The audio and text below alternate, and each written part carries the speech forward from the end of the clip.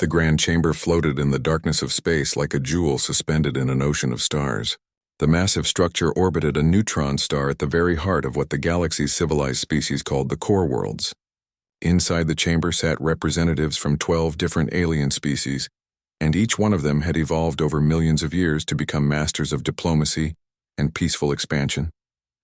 The walls of the chamber were transparent and showed the swirling colors of nearby nebulas and the distant glow of a billion worlds that had pledged themselves to peace and cooperation. Ambassador Vexathari stood at the center of the circular room. His tall frame was covered in scales that shifted between blue and purple depending on his emotional state. Right now, those scales were showing a deep, worried violet. He was a Kralathi, and his people had been exploring the galaxy for over 15,000 years. They had met countless species and brought most of them into the council through patience and understanding. But today he called this emergency session for a species that troubled him in ways he could not fully explain. The holographic display activated above the central platform and showed a small blue planet orbiting a yellow star in one of the outer spiral arms of the galaxy. The planet looked peaceful enough with its swirling white clouds and vast oceans. Vexathari touched a control and the image zoomed closer to show continents and cities and massive structures that stretched toward the sky. This is Earth, and the species that lives there calls themselves humans. 3 months ago, one of our survey vessels made first contact with them in the neutral zone between our territory and unexplored space. The captain of the human vessel showed no fear when our ship appeared. He did not panic or flee or attack. He simply opened communication channels and introduced himself as Captain Jake Morrison of the vessel Liberty. The council members leaned forward in their seats. First contact was always a delicate matter, and the initial response from a new species told them much about what kind of neighbors they would become. Elder Zyrith of the ancient Morphean collective spoke first. His voice was like wind chimes in a gentle breeze. "What troubles you about this contact, Ambassador? The human captain sounds reasonable enough." Vexathari's scales darkened another shade. "That is what troubles me, Elder. The humans have only achieved faster than light travel within the last decade. By all measures, they should be primitive and overwhelmed by contact with advanced civilizations. Yet Captain Morrison spoke to our vessel as an equal. He negotiated terms for cultural exchange with the skill of a seasoned diplomat. He showed neither inferiority nor aggression. It was as if meeting aliens was something his people had been preparing for their entire history." Council member Thessa from the Valorian collective rose from her seat. Her species was known for their gentle nature and their belief that all conflicts could be resolved through understanding. She gestured and another set of images appeared in the air. These were scenes from human history pulled from their own data networks and archives that the Liberty had shared during the initial exchange. The images were disturbing. Cities burning under bombardment from primitive aircraft, massive armies clashing across muddy fields, weapons that could level entire cities in single explosions. The Valorian's soft features twisted in confusion and sadness as she spoke. "I have reviewed their historical records extensively. This species has been at war with itself for its entire recorded history. They have fought over territory and resources and ideas and things they call religions. They have developed weapons of mass destruction while they were still confined to their home planet. They came close to rendering their own world uninhabitable at least 3 times. A murmur ran through the council chamber. War was not unknown to the galaxy, but most species engaged in it rarely and only under extreme circumstances. The idea of a species constantly at war with itself was almost incomprehensible to the assembled aliens. "How did they survive?" asked a representative from the insectoid Chitter's hive. "Our species nearly destroyed ourselves in a single conflict before we learned cooperation. How can a species survive thousands of wars?" Thessa touched another control, and the images changed to show human cities as they appeared now. Gleaming towers reached into the sky. Green parks filled urban centers. Massive structures orbited the planet, and ships moved between them with obvious purpose and coordination. That is what makes them so remarkable. Despite their violent history, they not only survived but unified. Every nation on their planet has joined together under a single planetary government. They have eliminated poverty and disease on a scale that took most of us millennia to achieve. They did it in less than 2 centuries. Vexathari stepped forward again. His scales were now showing flecks of amber which indicated deep concern mixed with curiosity. "The Council has 3 options before us. We can welcome humanity and invite them to join our alliance. We can quarantine their system and prevent them from expanding into the wider galaxy. Or we can simply observe them from a distance and make no contact beyond what has already occurred. Elder Zyrith stood slowly. His ancient form moved with careful dignity as he addressed the chamber. I propose we send a diplomatic mission to Earth.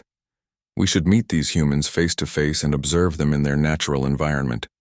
Only then can we truly understand what kind of species they are and what threat, if any, they might pose to galactic peace. The vote was unanimous. Within hours, the Council dispatched a formal diplomatic vessel toward Earth, carrying Ambassador Vexithari and representatives from 6 other species. The journey would take 2 weeks, even at maximum faster than light speeds. Messages were sent ahead to inform the human government that the Galactic Council wished to establish formal relations. On Earth, the response was immediate and enthusiastic. President Helen Grant held an emergency cabinet meeting to prepare for the arrival of alien diplomats. She appointed Marcus Webb as the chief human representative for the negotiations. Marcus was a career diplomat who had spent 30 years resolving conflicts between different human nations and cultures. If anyone could navigate the complex politics of first contact, it would be him. Lieutenant Commander Lisa Hayes received orders to report to the newly established Office of Interstellar Relations. She was a Navy officer with a background in both military protocol and xenobiology. Her job would be to coordinate security and logistics for the alien delegation's visit. She would also serve as their primary escort and guide during their stay on Earth. Lisa stood in her apartment looking out at the city lights and wondering what the next few weeks would bring. Humanity had dreamed of this moment for centuries. Stories and films and books had explored every possible version of first contact. Now it was really happening, and she would be at the center of it. She felt the weight of responsibility settle on her shoulders like a physical thing. The aliens would judge all of humanity based on what they saw during this visit. Every interaction would matter. Every word would be analyzed. She pulled up the files on the incoming delegation and began studying what little was known about each species. The Krolothi were described as logical and cautious. The Valorians were empathetic and sought harmony above all else. The Morphians were ancient and wise and spoke in riddles. Each species would see humanity through the lens of their own evolution and culture. Lisa's job was to help them understand that humans were more than their violent past. They were builders and dreamers and explorers who had finally grown beyond their childhood conflicts. The diplomatic vessel entered Earth's solar system exactly 2 weeks after the Council's vote. Human ships escorted it past Mars and through the asteroid belt. The aliens saw human mining operations and research stations scattered throughout the system. They saw the beginnings of colonies on the Moon and Mars. They saw a species that was already reaching outward with determined purpose as the alien ship approached Earth. Lisa stood at the landing facility with Marcus, Webb, and a carefully selected honor guard. The moment that would define humanity's place in the galaxy was about to begin, and she felt her heart racing with anticipation and fear and hope all mixed together in a way that felt uniquely and perfectly human. The alien delegation stepped off their vessel onto Earth soil for the first time, and the gravity immediately felt wrong to most of them. Ambassador Vexithari had to adjust his stance to compensate for the extra weight pressing down on his body. Earth's gravity was nearly 30% higher than the galactic standard that most civilized worlds maintained. The Valorian representative named Thessa actually stumbled slightly before catching herself. Only the humans standing at attention in their dress uniforms seemed completely comfortable under the heavy pull of their homeworld. President Helen Grant stepped forward, with her hand extended in the traditional human greeting. Ambassador Vexithari had studied human customs during the journey and knew to grasp her hand firmly but not too firmly. Her grip was stronger than he expected, and he noticed calluses on her palm that spoke of physical labor at some point in her past. Welcome to Earth, Ambassador. We are honored to host the Galactic Council's delegation. I hope your stay will be enlightening for all of us. Marcus Webb stood beside the president and smiled warmly at T. He assembled aliens. He gestured toward a row of vehicles waiting nearby. We have prepared accommodations for you at the capital and arranged a tour of our world. We want you to see who we are, not just as governments and militaries, but as people and families and communities. Lisa Hayes will be your primary liaison during your visit. She will ensure you have everything you need and answer any questions you might have. Lisa stepped forward and gave a slight bow to each alien representative in turn. She had practiced the gesture for hours, trying to make it respectful without seeming subservient. "Welcome, honored guests. We have much to show you." The vehicles took them through the city, and Vexthari watched through the windows with growing fascination. Human architecture was bold and practical at the same time. Buildings reached high into the sky but were decorated with gardens and artwork. People walked the streets in clothing of every color and style. Children played in parks while their parents watched. Everything seemed peaceful and orderly, but the ambassador noticed other things too. The way humans moved had a certain efficiency to it. They walked with purpose and awareness of their surroundings. Even the children playing had an element of competition to their games. Chase and tag and sports where they crashed into each other with what seemed like reckless abandon. He saw a young boy fall and scrape his knee, and instead of crying, the child simply wiped the blood away and kept running. Thessa noticed the same thing, and her face showed clear distress. The tour continued for 3 days. The delegation visited museums where they saw human art spanning thousands of years. Paintings of battles and portraits of warriors hung beside landscapes of stunning beauty. Music halls played symphonies that ranged from soft and melancholy to thunderous and triumphant. Even human entertainment seemed to celebrate struggle and overcoming obstacles. Their most popular stories involved heroes facing impossible odds and somehow finding a way to win. On the 4th day, Lisa brought them to meet Dr. Sophie Klein at the Institute of Xenobiology. Sophie was a small woman with sharp eyes and an enthusiasm for her work that reminded Vexithari of young Kralati scientists before they learned proper scholarly restraint.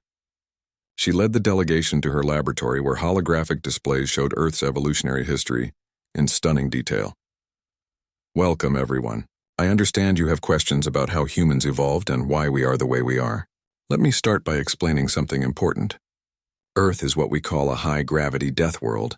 Sophie touched a control, and the display showed various creatures from Earth's past, massive predators with claws and teeth, tiny organisms that caused devastating plagues, weather systems that could flatten entire cities. Nearly everything on our planet evolved in competition with everything else. Survival here meant being faster or stronger or smarter than whatever was trying to eat you. Thessa raised one delicate hand. "But how did your species survive such conditions? Most worlds that develop sentient life do so in more stable environments where cooperation is rewarded over competition." Sophie grinned, and there was something fierce in that expression. "We survived by being the best persistence hunters evolution ever created. Our ancestors would chase prey animals for hours or even days until the prey collapsed from exhaustion. We can sweat, which allows us to cool our bodies while running.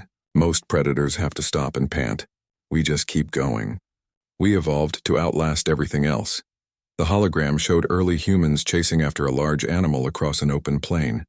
The animal was faster but had to stop to rest. The humans never stopped. They just kept coming at a steady jog hour after hour until the animal's body gave out. Elder Zyrith watched with a mixture of horror and fascination.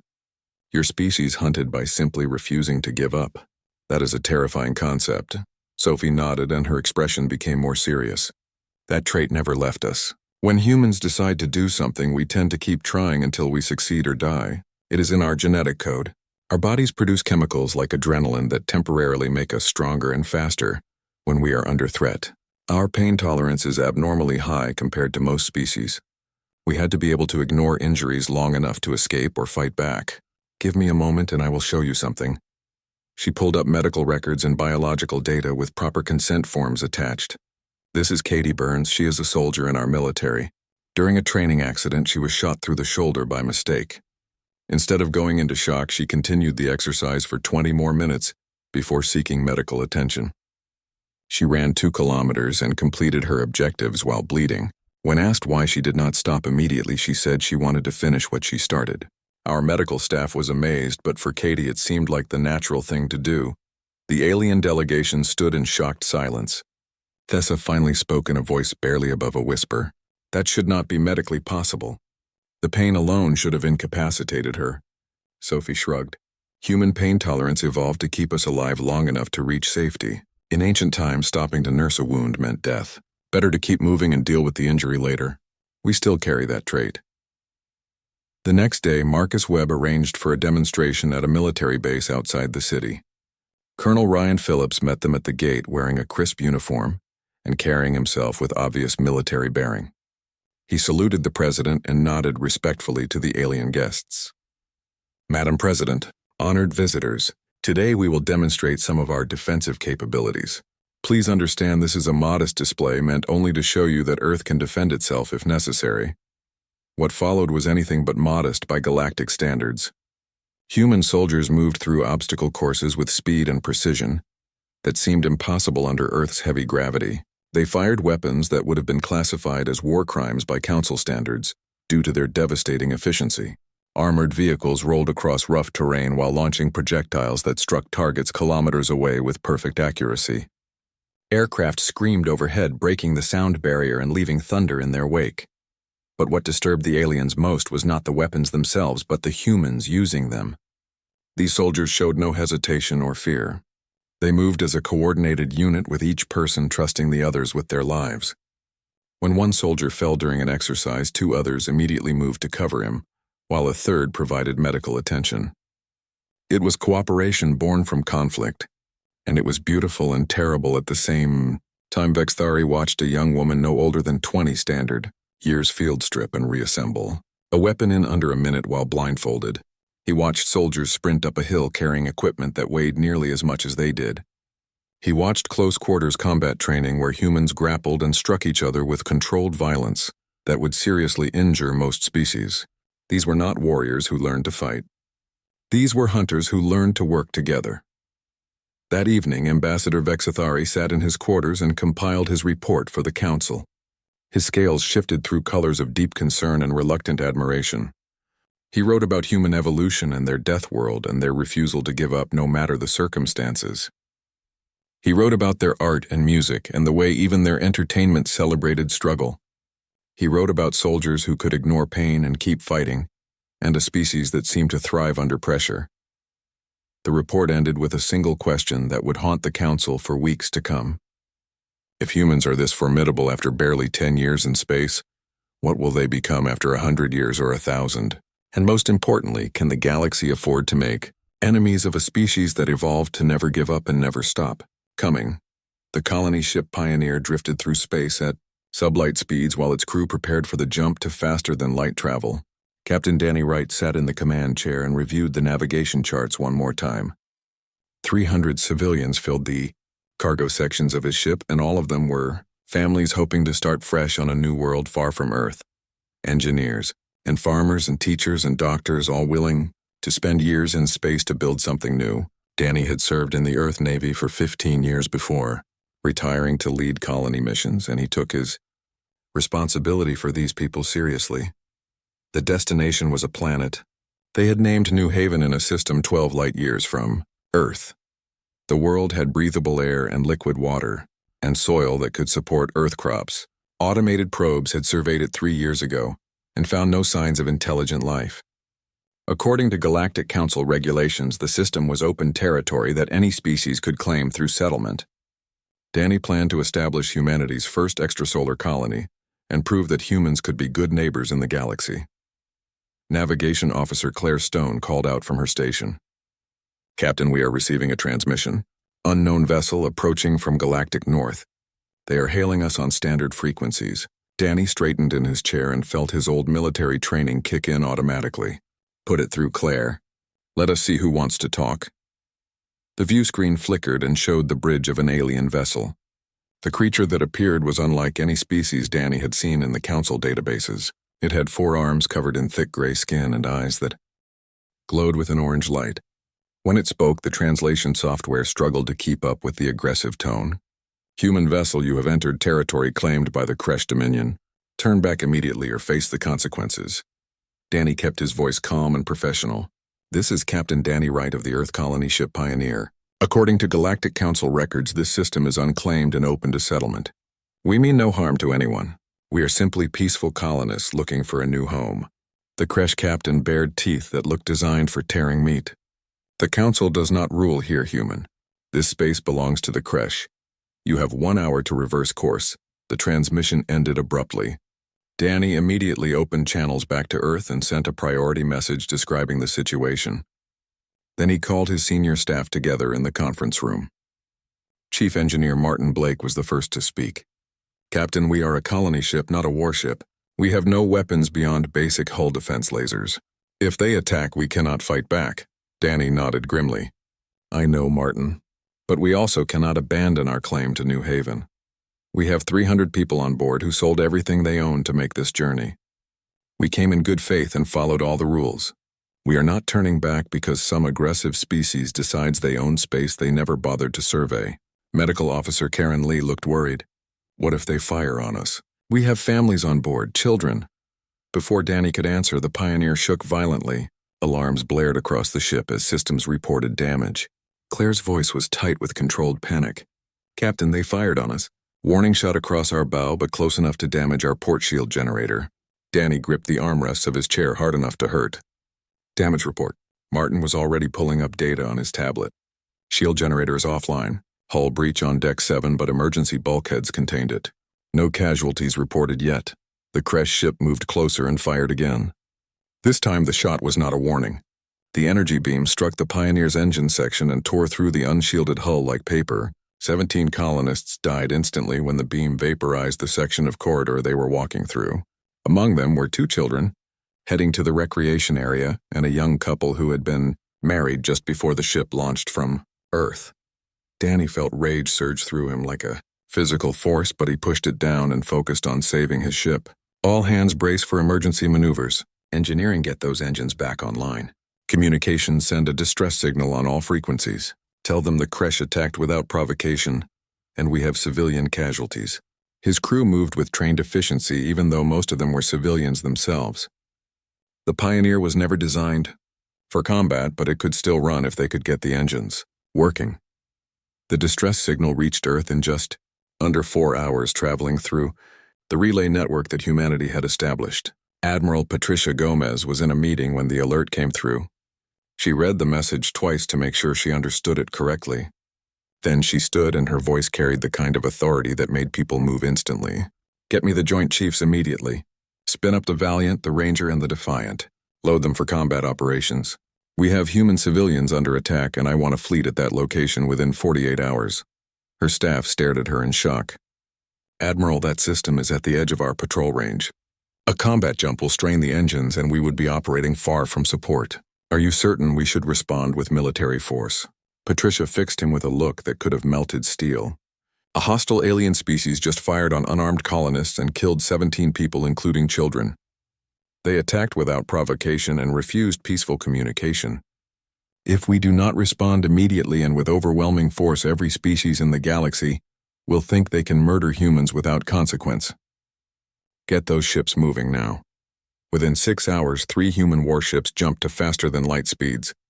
The Valiant was a heavy cruiser designed for extended patrol missions. The Ranger was a destroyer built for speed and precision strikes. The Defiant was a newer ship equipped with the latest human weapons technology, and commanded by a young officer named Chris Palmer, who had distinguished himself during border patrol operations. All 3 ships were crewed by volunteers who understood they might be starting humanity's first war with an alien species. Captain Danny Wright kept the Pioneer limping along on emergency power, while his crew worked around the clock to repair the damage. The crash ship followed them at a distance, launching occasional shots that came close enough to keep the humans from attempting repairs to critical systems. It was psychological warfare meant to break their spirit and force surrender. But the crash had never encountered human stubbornness before. Karen Lee worked in the medical bay treating injuries and trying not to think about the bodies floating in space where the hull breach had occurred. Parents came to her asking about their children. Spouses asked about their partners. She had to tell them that 17 people were gone and there was nothing anyone could do to bring them back. She watched these civilians process their grief and then return to their duties because the ship needed everyone working to survive. Their strength amazed her. Martin Blake pushed his engineering team past what should have been possible. They rerouted power through damaged systems and patched hull breaches with whatever materials they could find. When one junction exploded and left a young technician with burns across his arm, Martin himself took over that station while someone else dragged the injured man to medical. The engine sputtered back to life, running at 30% capacity, but it was enough to maintain basic maneuvering. Danny stood on the bridge and looked at his exhausted crew. They had been at battle stations for 16 hours. Some of them were injured. All of them were terrified. But not one person had suggested surrender. He thought about the message he had sent to Earth and wondered if help would arrive in time. He thought about the families sleeping in the cargo sections, trusting him to keep them safe. He thought about the 17 people who died because some alien captain decided human lives did not matter. The crash ship moved into firing position again.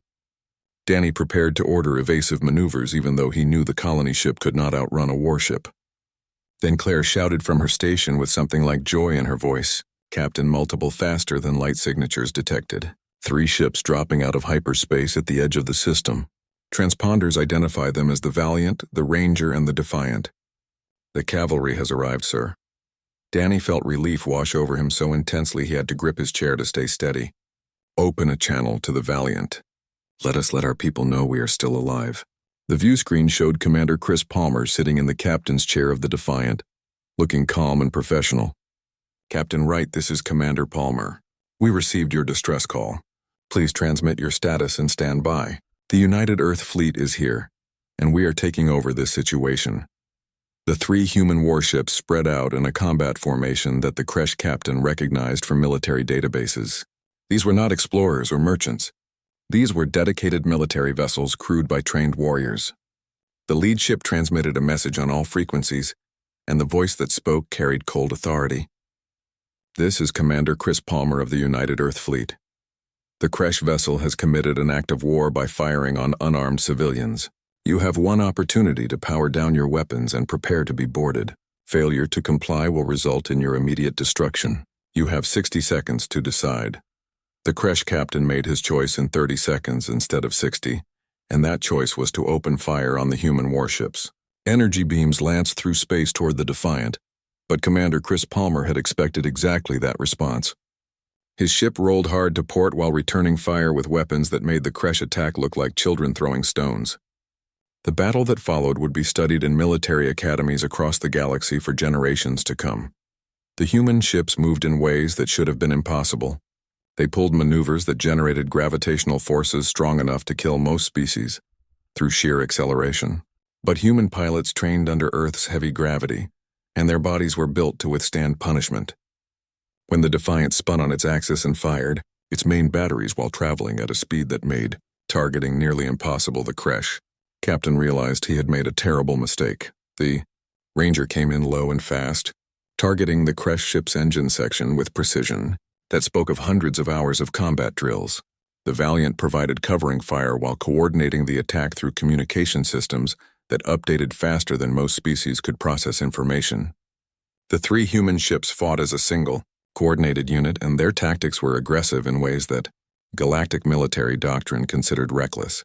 Chris Palmer watched his tactical display and called out orders with the calm precision of someone who had trained for this moment his entire adult life.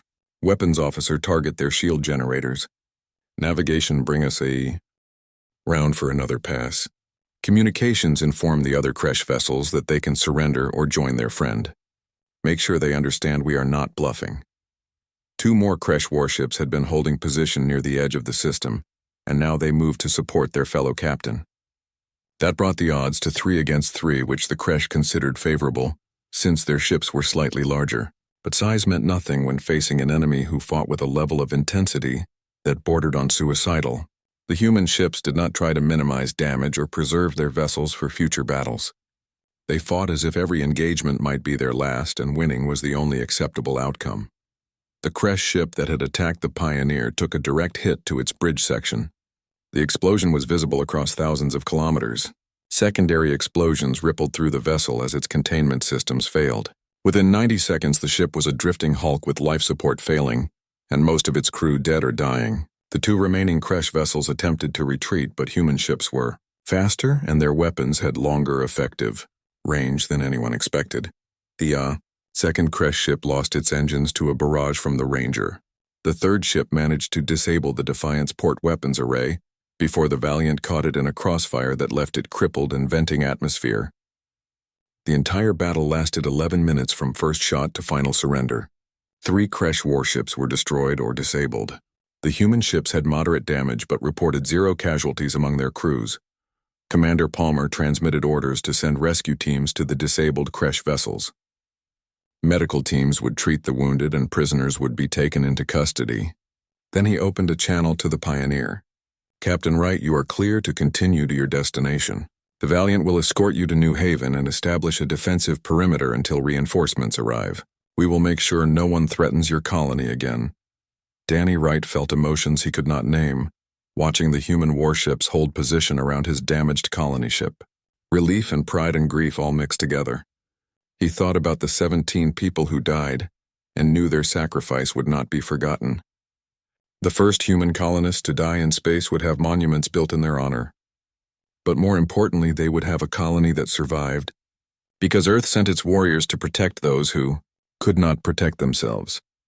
Meanwhile, across the galaxy, the Galactic Council watched everything through their surveillance network. The border region was monitored by automated stations that recorded all significant military activity. What they witnessed sent shockwaves through the council chambers. An emergency session was called immediately, and every representative attended because this changed everything. Ambassador Fexathari stood before the council with his scales, showing colors of deep concern mixed with something that looked almost like fear. His report from Earth had arrived just days ago, warning that humans were formidable. Now they had proof of exactly how formidable. He activated the holographic display and showed the battle from multiple angles. The council watched in stunned silence as human ships performed maneuvers that should have killed their crews. Elder Zyrith spoke first, and his voice carried the weight of his thousands of years of experience. "I have studied warfare across 100 species and dozens of conflicts. I have never seen tactics like these. The humans fight as if death does not frighten them. They accept damage to their own vessels without hesitation if it means destroying the enemy. This is not the behavior of a peaceful species learning to defend itself. This is the behavior of apex predators who have been fighting their entire evolutionary history." Thessa from the Valorian Collective was trembling. Her species had not fought a war in over 2,000 years. The violence she witnessed shocked her to her core. They killed without mercy. The Kresh ship that fired first was destroyed so quickly its crew had no chance to surrender. How can we negotiate with a species that responds to aggression with overwhelming lethal force? Vexathari pulled up the reports he had compiled during his visit to Earth now. His earlier observations made terrible sense. "Let me share what I learned about human psychology and biology. Perhaps then you will understand what we are truly dealing with." He displayed the information about human evolution and their death world. He showed medical data about pain tolerance and adrenaline responses. He explained how humans were persistence hunters who evolved to never give up. Then he shared something even more disturbing. Humans have a concept they call spite. It means they are willing to accept harm to themselves if it means harming an enemy. They have historical examples of tactics called mutually assured destruction, where both sides would be annihilated, but they considered it acceptable if it prevented the enemy from winning. This is not a species that calculates cost versus benefit in combat. This is a species that will burn down their own house to kill an enemy hiding inside. Council member Kresh from the trading guilds raised a tentacle in question. But surely they must value their own lives. Every species has self-preservation instincts. What you describe sounds like madness.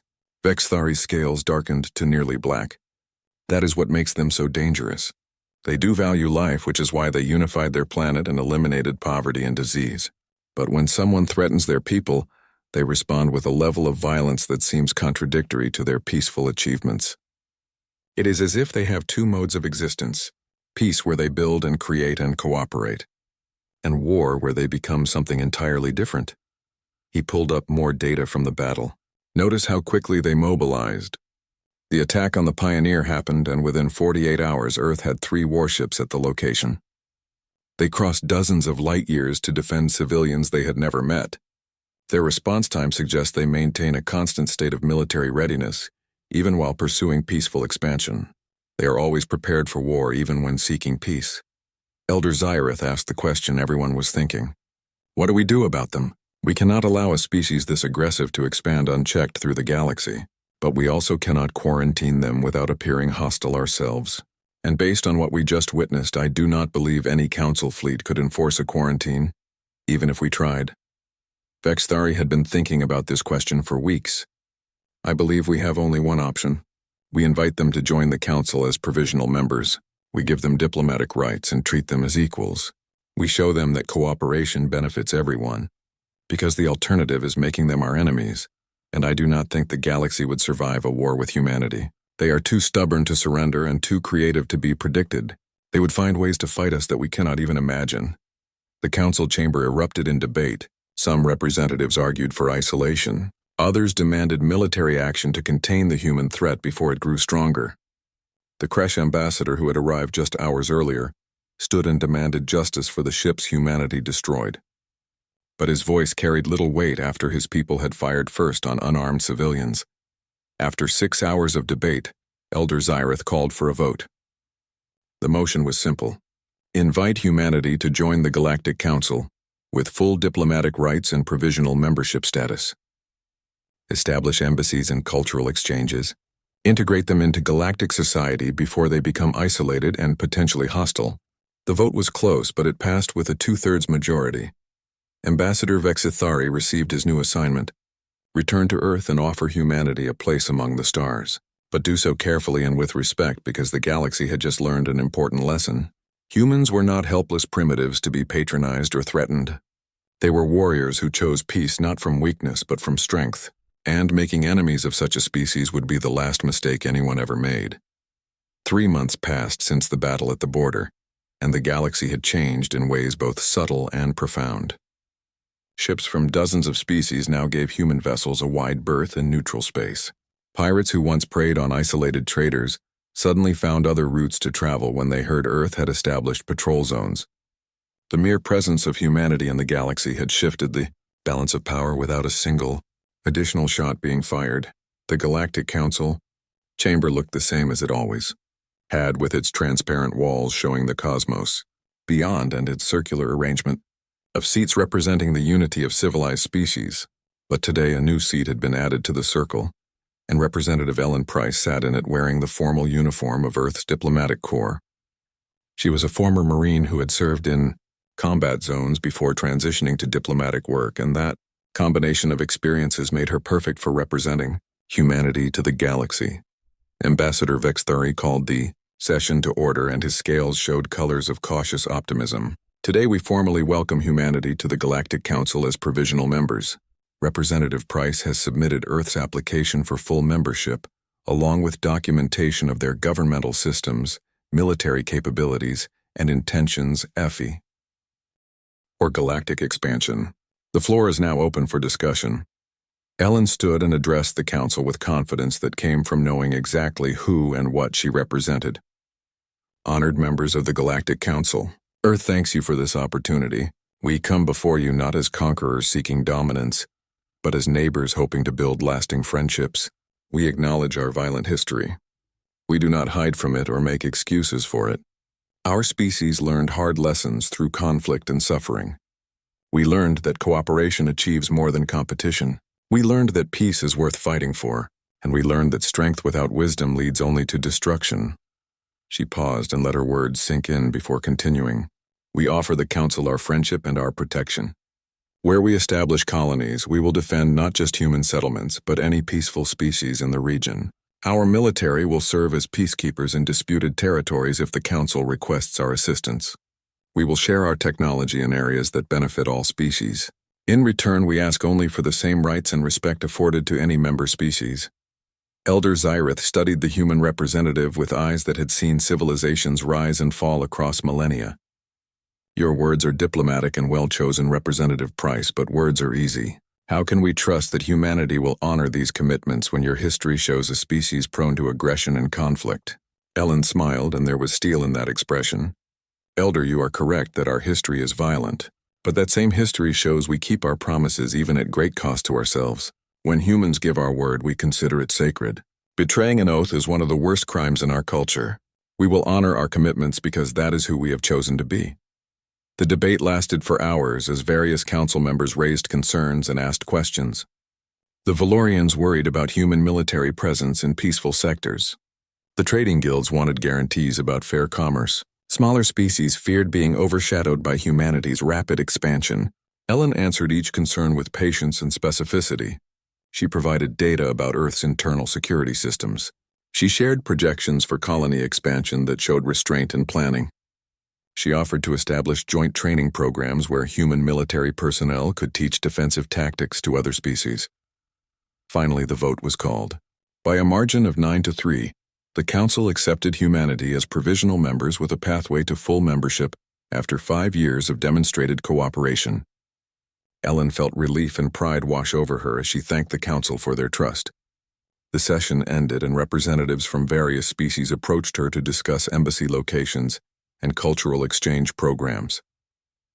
Back on Earth, President Helen Grant addressed the planet through every communication channel. My fellow citizens, today marks a new chapter in human history. We have been accepted into the Galactic Council. We are no longer alone in the cosmos. We are part of a community that spans thousands of worlds and dozens of species. This is an honor, but also a responsibility. We must prove that humanity deserves this place among the stars. We must show the galaxy that we are more than our violent past. We are builders and explorers and protectors. We are the species that looked at an impossible universe and decided to survive anyway. Commander Chris Palmer received new orders assigning him to the Terran Diplomatic Corps. His ship, the Defiant, would be refitted as a peacekeeping vessel and assigned to patrol disputed territories under Council authority. His crew would include officers from 3 different alien species learning to work alongside humans. The first mission would be to investigate piracy reports in a sector bordering Kresh space. Chris felt the weight of responsibility, knowing that his actions would reflect on all of humanity. On the colony world of New Haven, Captain Danny Wright stood with the other colonists and watched as the first permanent structures took shape. The planet's sun was smaller and redder than Earth's, but the air was breathable and the soil was fertile. 300 people had survived an attack that should have destroyed them, and now they were building something beautiful. A monument stood at the center of the colony site listing the names of the 17 people who died. Danny visited it every morning to remind himself why they were here and what they were building. Ambassador Vexthari returned to Earth for a cultural festival celebrating the alliance between humanity and the Council. He walked through streets filled with music and art from a dozen different worlds. Human children played with alien children under the supervision of parents who watched with cautious optimism. He saw humans teaching aliens their games and aliens teaching humans their songs. This was the future he had hoped for when he first proposed inviting humanity to join the Council. Lisa Hayes found him standing near a fountain watching the crowds. She approached with 2 cups of something humans called coffee and offered him one. The Krolathi accepted it gracefully, even though the beverage was far too hot for his comfort. Lisa smiled at his discomfort. You get used to it. Humans like things that are a little bit painful. It reminds us we are alive. Vexthari's scales shifted to show amusement. That statement explains so much about your species, Representative Hayes. You seek out discomfort and challenge as if they are necessary for existence. Lisa sipped her coffee and considered his words. Maybe we do. Life on Earth taught us that comfort is temporary and safety is an illusion. We learned to find joy in the struggle itself. That probably seems strange to species that evolved in gentler environments. Not strange, she thought. Just different. And perhaps that difference is exactly what the galaxy needs. You bring perspective that we lack. You remind us that survival is not guaranteed and peace must be actively maintained. Vexthari paused before continuing. I was frightened of your species when I first learned about you. I saw your capacity for violence and your refusal to surrender. And I thought you would bring war to a galaxy that had known peace for thousands of years. Lisa waited for him to finish. But now I understand. You are not violent because you enjoy it. You are violent because you learned that sometimes violence is necessary to protect what matters. And more importantly, you are capable of choosing peace even when violence would be easier. That choice is what defines you. Not your capacity for war, but your willingness to pursue peace even after all you have suffered. The festival continued around them as 2 representatives from different worlds stood together in understanding. Somewhere above them, human ships patrolled the trade routes, keeping travelers safe from pirates. On distant colonies, humans and aliens worked side by side, building communities that transcended species. In council chambers across the galaxy, diplomats debated policies that would shape the next 1,000 years. The Kresh Dominion quietly withdrew its application to join the Council and retreated to its home systems. Word had spread among aggressive species about what happened when humans were threatened. Better to avoid them entirely than risk provoking a response that could end civilizations. The reputation humanity earned in 11 minutes of combat would serve as a deterrent for generations. On a station orbiting a distant star, Elder Zyrith reviewed ancient records one final time. The predecessors who came before had been powerful and aggressive and ultimately transcendent. They achieved peace through strength and then moved beyond the need for physical form. The similarities to humanity were undeniable. Perhaps history was repeating itself. Perhaps humanity would follow the same path. But first they would have to survive the challenges ahead. Back on Earth, families gathered for evening meals and children asked their parents about the aliens they had seen on broadcasts. Workers built ships that would carry humans to new worlds. Scientists studied alien technology and shared their own discoveries in return. Artists created works that blended human and alien influences. Life continued with all its complexity and beauty and struggle. The galaxy had feared humanity when they learned what humans were capable of in war. But slowly they were learning what humans were capable of in peace, and that perhaps was even more remarkable. A species that survived by being the toughest predators on a death world had chosen to become protectors instead of conquerors. Warriors who laid down their weapons and picked up tools to build rather than destroy. The Galactic Council's discussion on humans had ended in shock and fear. But it began something new, an era where the strongest warriors in the galaxy stood guard so that peaceful species could continue building their civilizations without fear. And perhaps that was humanity's greatest gift to the cosmos, not their strength but their willingness to use that strength in service of something larger than themselves. The story of humanity among the stars had only just begun, and the galaxy watched with anticipation to see what these remarkable creatures would become.